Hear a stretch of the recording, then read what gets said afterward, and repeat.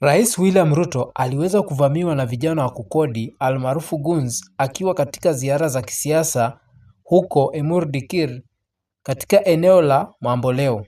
Magari yake yaliweza kupigwa mawe. Jambo hili limekuwa sasa ni mtindo baada ya kikosi cha Linda Mwananchi kuvamiwa mara kadhaa. Gachagua amekuwa akieleza Rais William Ruto kuwa asipoangamiza hii tabia ya vijana kuvamia mikutano ya kisiasa, kuna siku hata yeye atakuwa kuvamiwa.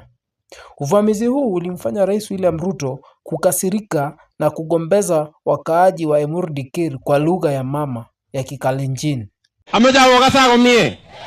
Mameje jemarget ngoroni. Kalya biga Kalenjin sotum daege korotik. Kalya amune. Mameje ngaleja kabisa. Yaina mrungut kaso. Amaja wakasa komie. Yaina mrungut agibir ne borngong. Kotkora ndage korotik. Kararan metingung. Okas komie. Okas komie. Mameje besiet. Mameje mikutano nikiaye yuakyun. So besie bik. Okwet bik yo kiongozi. Oripke kotoripke. Si age tugul ne kiongozi. Mat ko ikinye nepche bikab Kalenjin. Mat ko ikinye netundoi korotikab lagokab Kalenjin. Akikurege kiongozi.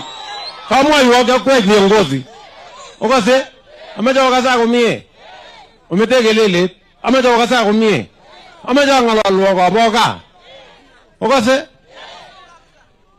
Thank you for watching. Kindly don't forget to subscribe and share.